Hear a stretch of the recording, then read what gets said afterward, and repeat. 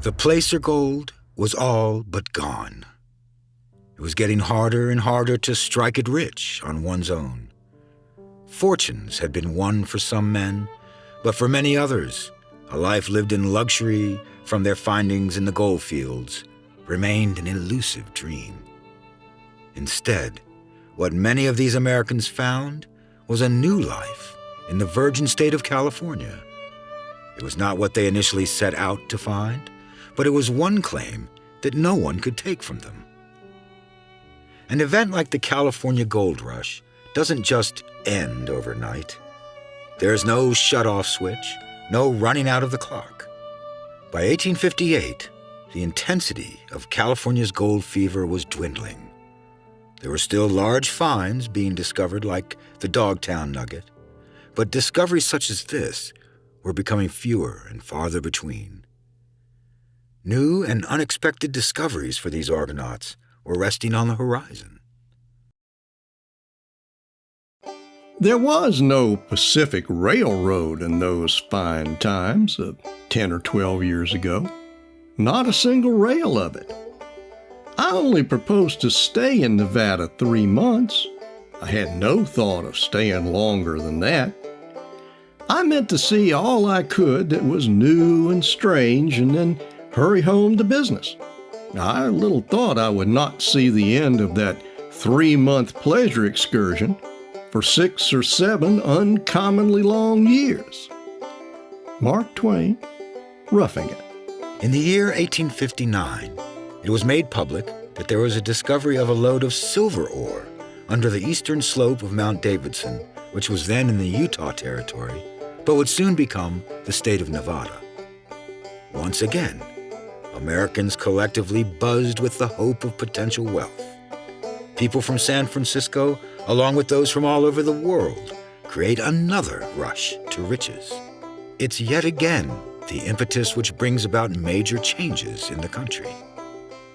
The discovery of silver creates a rebirth of excitement for miners in California who had given up finding their wealth in the Sierra Nevadas, and it sparks light in the hearts of the new prospectors throughout the states. A young former steamboat captain by the name of Samuel Langhorne Clemens, later known more widely by his nom de plume, Mark Twain, along with his older brother Orion, are among the throngs who rush to this newfound discovery of silver in the West. The nation has yet to build the mighty transcontinental railroad, so the Clemens boys take a series of stagecoaches out along their journey westward. Samuel Clemens' time as a silver prospector is fruitless and short-lived. He quickly moves on to Virginia City to become a reporter for the Nevada Territorial Enterprise. The life of a prospector was one that was ill-suited for Mr. Clemens from the start. While his brief sojourn into the field of Nevada silver mining pays no financial dividends, the entire Western adventure creates great fodder for the writer. Clemens would have far greater success in mining the depths of the human psyche and its experience than he would looking for silver in a hole in the side of a mountain. The culmination of his experiences with his brother Orion ultimately lead to the creation of 2 famous pieces of literature. Samuel Clemens recounts his calamities and adventures out west in the book Roughing It, and he gains much notoriety from his adaptation of a folk tale by adapting it into a short story called The Celebrated Jumping Frog of Calaveras County. In his heart, Clemens knew that his fate was not to be won or lost in a mine shaft. His purpose was more akin to one who observes the heavens, rather than one who buries his head underground. For Samuel Clemens, his interest was not in the distant planets, but rather his subjects were human beings. His works would speak about life and the human condition. Very early on, Sam Clemens knew that there was a potency and a value in these great expansions of the American people. The California Gold Rush and now the Silver Rush were events that caused people to create great upheaval in their lives.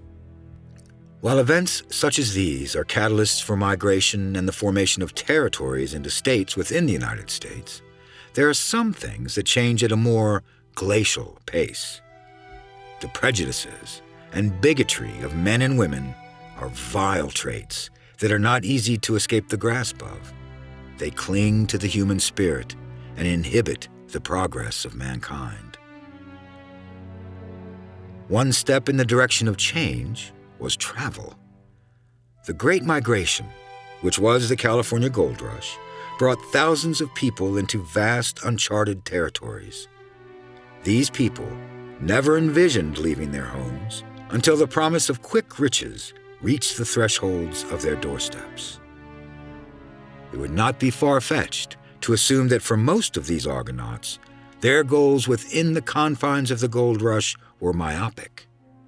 There was no careful thought as to the people that were indigenous to the lands that they'd be traveling through to reach the gold.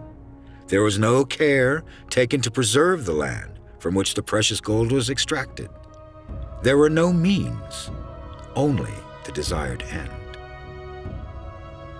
Despite all this lack of foresight and personal reflection, the gold rush is a subconscious stimulant for change in the American people.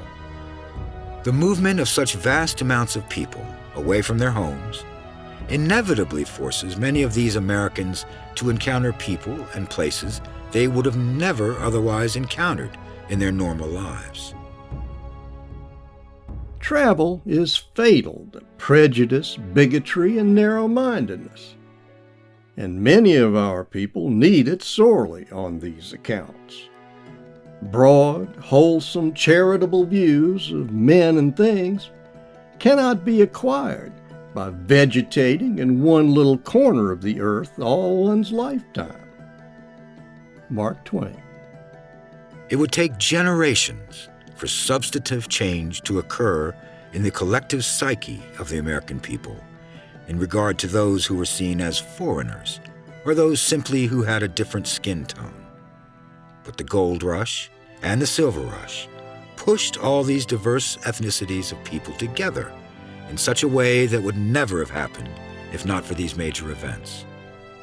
Cities like San Francisco and Virginia City had populations that were great amalgamations of human beings.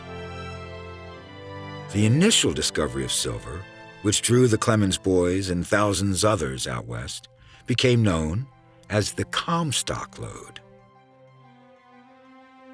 The facts behind the discovery of the Comstock Lode, as it came to be named, are still foggy at best. What is known is that the brothers Ethan Allen Grosh and Hosea Ballou Grosh established a cabin in the area to seek out potential veins of gold and silver. They were veterans of the California Gold Rush, trained mineralogists, and sons of a Pennsylvania clergyman. In 1857, Hosea died of sepsis from a pickaxe injury to his foot.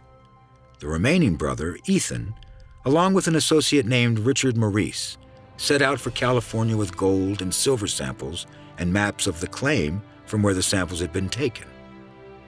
They left Henry Comstock, an uneducated sheepherder and prospector, with the charge of caring for the cabin in their absence. Inside the cabin was a locked chest that contained both silver and gold ore samples and papers documenting the brothers' discovery. The duo never completed their journey to California. They faced hardship after hardship along the way. Both men lost limbs as the result of frostbite while crossing the Sierra Nevada mountains. Ethan Allen Grosh died on December 19, 1857. Richard Maurice Buck survived the ordeal, but once he recovered from his wounds, he chose instead to return home to Canada instead of heading back to the claim. When Henry Comstock learned of the deaths of Ethan and Richard, he immediately took for his own their cabin and the chest containing the samples. Since he was an uneducated man and could not read the documents that were left with the samples, he gave them little credence and simply discarded them. The men had not shared with Comstock the location of their find, so he set out to find it and claim it for his own. His life may have been quite a bit different if he could have read these documents. The papers that were in that chest are lost to history, but they may have led Henry Comstock right to the Mother Lode. Without knowing exactly where the Grosch brothers made their finds, Henry knew the fertile ground was still unclaimed. He would hear of a discovery on Gold Hill and set up a claim right beside it. His efforts there brought him meager results. There was nothing of any substance that he found. On another occasion, in the spring of 1859, Comstock caught wind of yet another find by two miners by the names of Patrick McLaughlin and Peter O'Reilly. These men had moved to the head of 6 Mile Canyon after finding almost every other spot worth digging was already claimed. They were about to give up hope and move on when they discovered at the bottom of one of the holes they used to fill their rocker with that the water contained a layer of rich black sand. The black sand was concentrated from a vein higher up the hill. Upon hearing of their discovery, Comstock immediately jumped in and insinuated himself into the situation, declaring that he had already laid a claim to this very spot for grazing purposes. Henry was unhappy with the results coming out of the claim he was currently working, and being the bold and brazen braggart that he was, Comstock made threats toward the men if they did not make him a partner in the find. His baseless yet bold move worked, and the men cut him into their claim as a partner. This pattern of appropriating and inserting himself into others' hard-worked endeavors with little more than loud, empty claims would run throughout the life of Henry Comstock. Comstock would eventually end up selling his shares of all the mines in which he was a partner. While he sold his shares for thousands of dollars, the amount he made was a mere fraction of what was in the lode that came to bear his name. He, along with the other men who initially held ownership of the mines, sold for 2 main reasons. They believed that what would be harvested from the mine would most likely be a modest sum at best, like most other mines. They also did not have the capital means, nor the technology to harvest the silver ore that was deep within the mine. This was no placer gold that could be easily panned or knocked out of some exposed outcropping. This metal would take a more advanced approach to obtain. In Henry's case, there was a third reason for his selling of his shares. He was a man who held little to no foresight in his life or in his business dealings. He wanted to get rich quick, and he wanted to do it with as little effort as possible. Henry Comstock would use his money to open a few general stores in Virginia City, but having no education or inherent business sense, he soon lost everything. He would spend some time prospecting in Idaho and then in Montana, each time having no success in his endeavors. Some years later, near Bozeman, Montana, he would end his life with a pistol, having never truly struck it rich.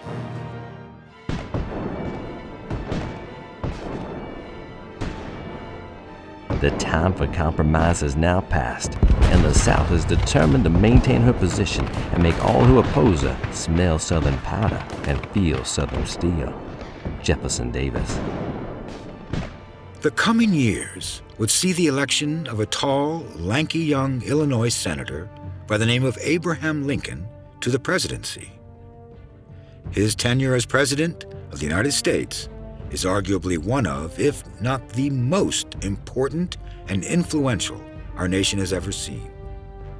California voted largely Democratic in the 1860 election, yet Abraham Lincoln managed to pull out a victory in the state. This was accomplished less by his own abilities and more so by a divide within the Democratic Party. The California Democratic vote was split between Northerner Douglas and Southerner Breckinridge. This division in the Democrats' voting could be seen in other states across the nation, which ultimately contributed to the election of Abraham Lincoln. His Republican Party presented a platform that called for a Homestead Act, which would make Western land available to settlers for 25 cents per acre. The party promised not to meddle in the affairs of the established states in regard to the issue of slavery, but it was opposed to slavery within the territories. They hoped to at least stop the growth of the cancer, which was slavery. With the discovery of gold in California, and now silver in what was soon to become Nevada, there was a dire need to link the East to the West with travel in a safer, more expedited manner. Communication could take months. These lapses kept the burgeoning nation in a state of disconnect. These issues, coupled with the tensions bubbling in Washington and across the nation, intensified efforts for the funding and immediate construction of a transcontinental railroad, which would accomplish this feat and thus make communication and transport of goods much more efficient and practical. The ideals and values that the Republicans held could be better implemented in the rapidly growing West, if these states and territories could feel like they were more a part of the Union. Rails and telegraph lines were the means by which to make this a reality. Traversing this great nation was about to fundamentally change forever.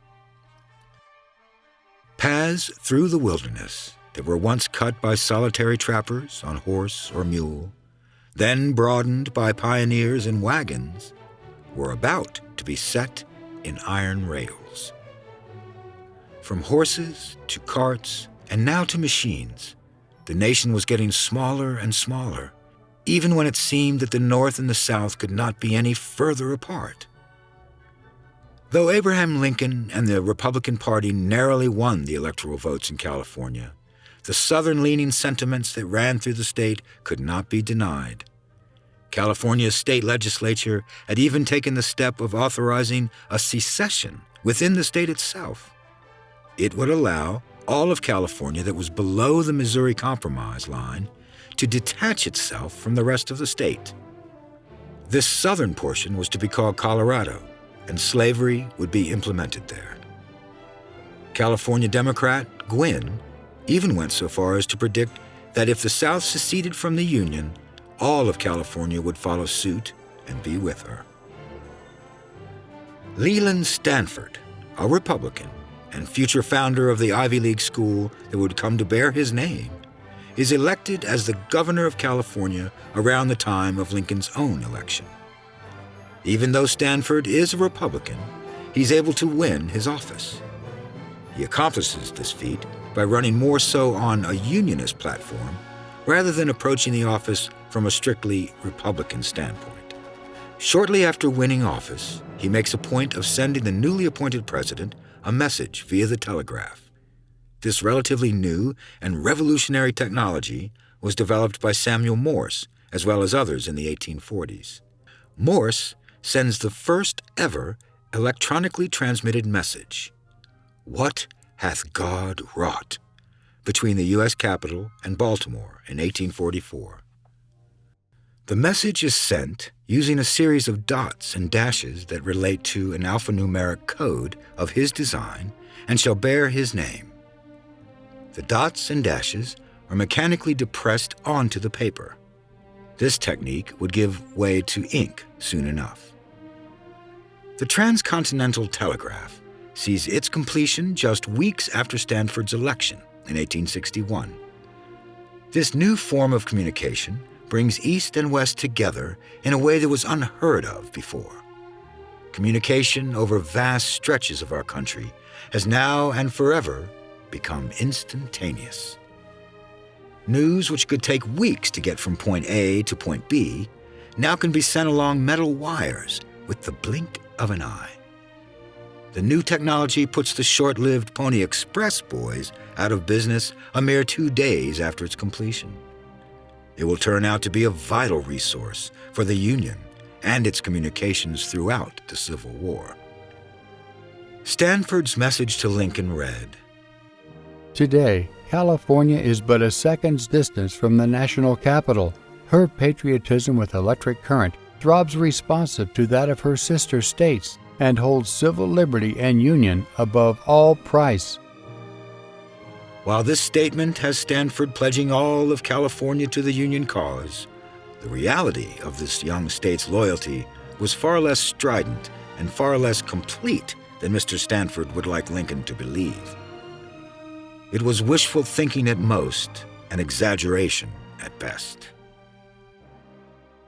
The issue of slavery has long been smoldering for years within the political realms of the United States. It was a point of contention when the populace and the political parties spent years locked in a cold war of words.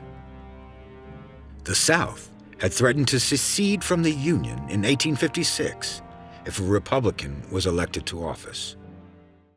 They were prepared to hold the nation hostage if they found themselves on the losing end once the ballot boxes were emptied and counted. Luckily, James Buchanan, a Democrat, beat out John C. Fremont and Millard Fillmore, and the South remained in the Union.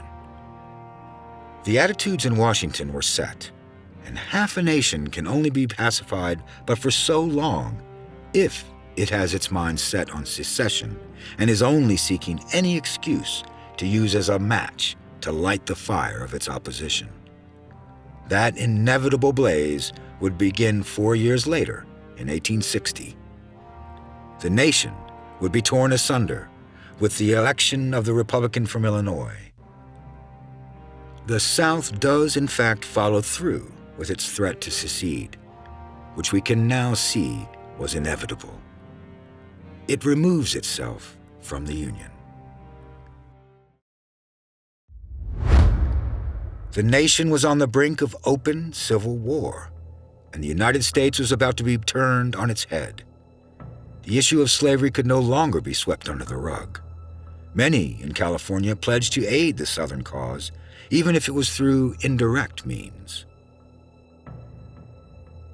Abraham Lincoln had only carried the state of California because the two Democratic candidates, Breckinridge and Douglas, split the vote, leaving enough for Lincoln to pick up that state's electoral votes. This was something that happened in other states as well and would aid in his victory. California could not be allowed to become a slave state. The North could not let it fall under the sway of the Confederate States. While politically and ideologically, the North and the South could not be any further apart, and the United States was about to be embroiled in the bloodiest conflict it would ever see on its home soil. Plans to create a transcontinental railway system that would connect the East and the West were already underway. It was a tumultuous time, but there were those who still had their eyes set on the decades to come. The future was a railway system that could link the eastern half of the United States with the frontier out west. While Leland Stanford's telegram to Lincoln, speaking of California's fervor to stand with the North and the Union, was a delicate piece of political exaggeration, to say the least, the North still had a card to play that would persuade this new state to hold fast with the Union, a card that was strong enough to dissuade them from their Confederate leanings. It was a promise of the Transcontinental Railroad. With the Democrats willfully removing themselves from the Union of the United States, there was no longer one of the major sticking points holding up construction of the railroad. Two questions remained. One, what course should it take? And two, where should the eastern starting point be located? The Lincoln administration leverages its power and threatens to keep the construction of this railroad from California if they should secede from the Union, or help in the aid of the South's cause by more subversive measures. It is by far in California's best interest to have such a railroad system built, as they start to see agriculture begin to swell and become the most sustainable and profitable means by which to make a living in the state. The necessity that now exists for constructing lines of railroad and telegraphic communication between the Atlantic and Pacific coasts of this continent is no longer a question for argument. It is conceded by everyone. In order to maintain our present position on the Pacific, we must have some more speedy and direct means of intercourse than is at present afforded by the route through the possessions of a foreign power. Select Committee on the Pacific Railroad and Telegraph. Before tempers in the North and South had reached their boiling points, there was much planning and debate in regards to the starting point for a transcontinental railroad and the route that it would take to make the journey out to the Pacific Ocean. From the years of 1853 through 1855, the United States, through an appropriation in the War Department, carried out a series of surveys under the guidance of the Secretary of War, Jefferson Davis. The same Jefferson Davis who would soon aid in the secession of the South and become the President of the Confederacy. The surveys were voluminous in nature, and they covered the wildlife, geography, and the native peoples living in the West. The information that the Pacific Railroad surveys amassed covered over 400,000 square miles of the Western Territory. The findings were published in 1861, but by now the country was entangled in civil war. This most unfortunate event did, however, eliminate the Southern political objections as to where the railway should begin. With the South seceded from the Union, this allowed Abraham Lincoln to begin the lengthy and costly construction in the location of his choosing. The project for construction of a great railroad through the United States of America, connecting the Atlantic with the Pacific Ocean, has been in agitation for over 15 years. It is the most magnificent project ever conceived.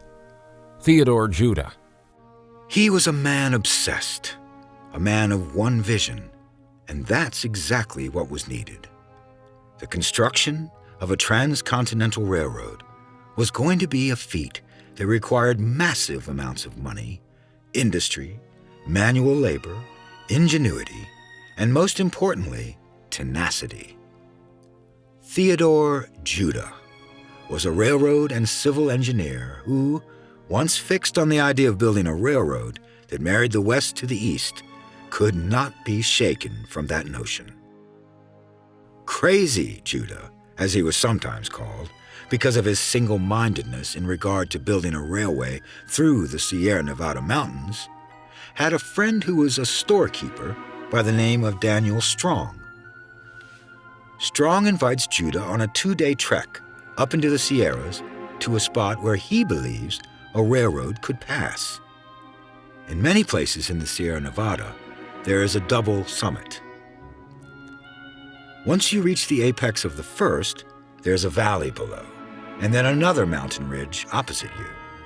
But in this particular location that Daniel Strong had taken Judah to, there's only one summit. This spot just so happens to be the path where the Donner Party passed. Judah sees the engineering importance of this location and sees that this is the route through which a railroad can make it out to Virginia City, to the Comstock Lode, and beyond. Judah needed money, though. He drew up papers for the Central Pacific Railroad Company and was able to convince merchants to help fund the project. Collis P. Huntington, Mark Hopkins, Charles Crocker, and Leland Stanford. While these men were well-off businessmen, they, by no means, had the gargantuan amount of capital that was needed to construct the entirety of the railroad system. Judah convinced them, and the men gave him just enough money to conduct surveys. Once completing his surveys in October of 1861, Judah knew that it was time to seek out federal authorization and convince the government to back this endeavor. He headed east. In 1862, Congress passes the Pacific Railway Act. The Union Pacific Railroad Company is commissioned to lay railroad track, along with telegraph lines westward, starting at Council Bluffs, Iowa. The Central Pacific Railway Company would build track and telegraph lines eastward from the eventual terminus of the railway, Sacramento, California. The two companies would meet in Promontory, Utah, in May of 1869, where the final spike was driven in by none other than Leland Stanford. The ceremony saw him drive the golden spike into a tie made of California laurel. The act was purely for show, but it symbolized the completion of a great American undertaking. Theodore Judah was not lucky enough to live to see his great vision completed. He passed away from yellow fever on November 2nd, 1863, while in Panama on a voyage with his wife. They were on their way to New York City. The purpose for their journey was to find backers to help Judah buy out the Big Four: Collis P. Huntington, Mark Hopkins, Charles Crocker, and Leland Stanford. The men had been at odds almost from the start of the railroad project. Once they saw that the endeavor was in fact feasible, they pushed Theodore Judah back into the background whenever possible. In the summer of 1863, they approached Judah, still the chief engineer of the Central Pacific Railroad Company, with an ultimatum. Either he was to buy them out, or they would buy him out. So, his only recourse was to seek out others to help him buy out the Big Four. Who these potential partners could have been is something lost to history. The fever took him shortly after he reached New York.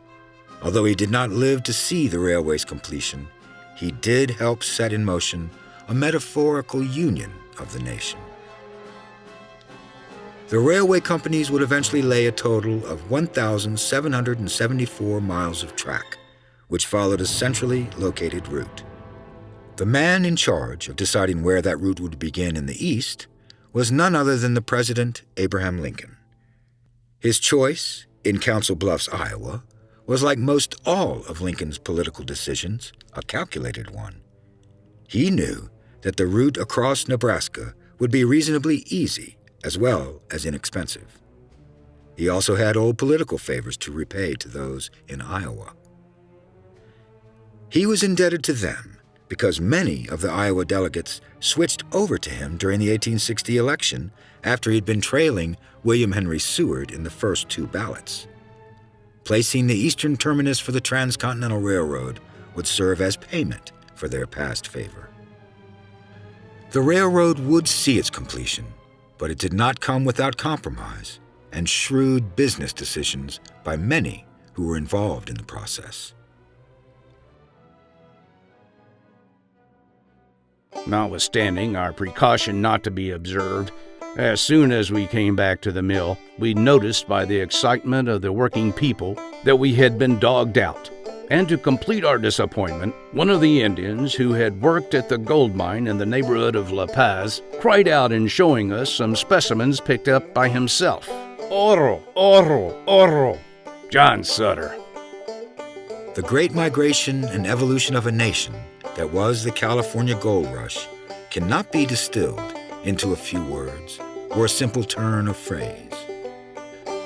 The event fundamentally changed the shape of the United States, the way its people thought, and the lives of an innumerable amount of Americans and native inhabitants. This one event was comprised of thousands upon thousands of smaller personal experiences and undertakings, many of them forever lost to history. These small sacrifices are the drops of water that make up the river that rushes onward. Lives of common men and women and children were shaped around the discovery of gold. Men were made and remade, and families torn apart by the strains of the California Gold Rush. People made large, sweeping life changes overnight, all for the promise of hope and a chance at a better tomorrow. Although sometimes misguided, the spirit of the American rings true in this notion. The American spirit cannot be shaken of the hope of better days on the horizon, of a chance to take one's own life into one's hands and craft it into something bigger, brighter, and better. It is one of the prevailing reasons why people have always been drawn to its shores. The United States of America has always been a symbol of hope, and a large part of it was due to the California Gold Rush. It set in motion great movements of people from around the world. They poured into California, clamoring into the gold fields, and not only carving out the land, but also a place in the state and the nation many would adopt and call their home. Without the gold rush, the makeup of California's cultural diversity is not what it is today. The Argonauts, in their search for gold and the potential that the mountains held, forever shaped California's landscape, for better or for worse. The effects of the miners' actions can still be seen today. It also served as a catalyst for bridging the transportation and communication gaps that the East had with the West. California began as a distant and abstract dream to many back east. It was some far-flung place that some had gone to and few had come back from. But by the end of the Civil War, the Sierra Nevada mountains could be seen in a matter of days, and a telegram could be sent in the matter of moments. The gold rush of California would serve as a template for other rushes to riches in various parts of the world that would follow. People now knew what signs to look for when they were in search of gold. They knew what the rock formations looked like, and with that knowledge, they could spot it again. There were technological advancements made during the gold and silver rushes in America that made digging deeper for the ore a possibility. What began as an endeavor mostly relying on luck and a simple plan and rudimentary tools such as a pan and the natural flow of water had now evolved into a science. The Klondike and Australian gold rushes would see many parallels in the actions that were taken by those hasty people who swept in and put steel to stone. Most of those people were only concerned with what they could take from the land for themselves. The California rush was not unique when it came to mankind's disregard to the native inhabitants and the balance of the natural environment. Man's greed knows no borders and no boundaries. For all the good that these discoveries bring, there was a dark element to their disturbances of the natural order and those who lived not on the land, but in harmony with it. The question will always remain, what if they had left well enough alone? America's lofty and at times misguided dream of manifest destiny began with Meriwether Lewis and William Clark's Corps of Discovery. Thomas Jefferson sent them on a great expedition of goodwill and adventure. The information and specimens that they gathered and returned with were the first that would move the hearts of Americans.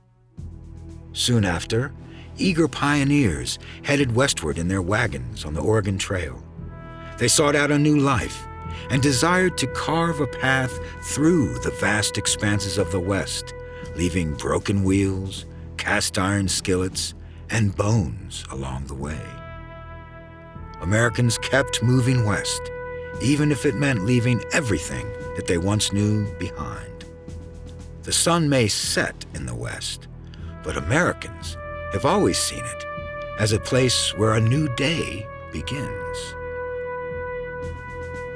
When James Marshall took a routine survey of the budding mill that he was working on in the American River and happened upon something that glittered in the water, he could not have imagined just how important that moment in his life would be and what it would mean for history.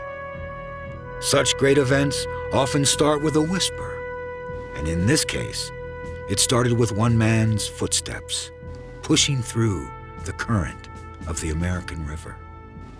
The explosion of people that followed would accelerate American expansion in a rate that it had never seen before.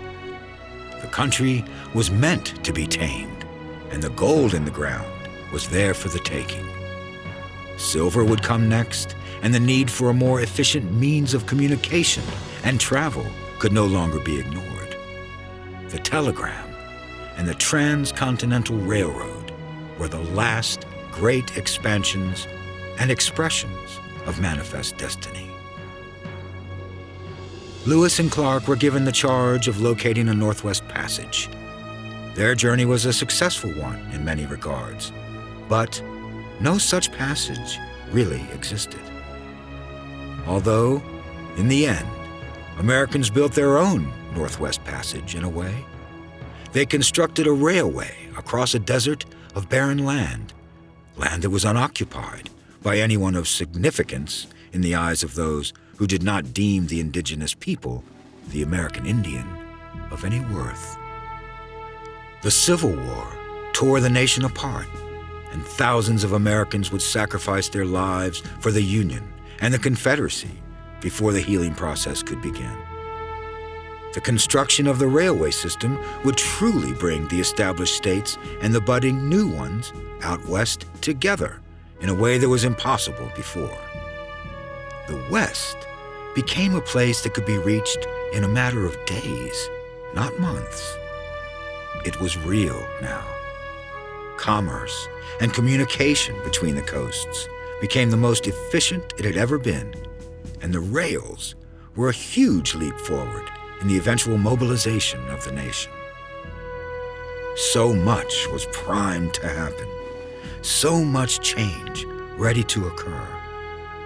The undercurrents of a nation were about to sweep so many away on a great journey, and it all began on an ordinary January morning in 1848. The United States would soon see a monumental movement of people and great technological advancement, all from the subtle glimmer of a few flakes of metal in the American River. James W. Marshall began his morning with the routine that so many of us experience in our own daily lives. He was out walking the river, doing his job. Perhaps he noticed the sound of the breeze in the trees. Perhaps he whistled a song. Little did he know that an entire nation was forever changed that morning. That discovery quite possibly changed the world. It was a morning where the only sound that could be heard was the wind through the branches and water running over stone.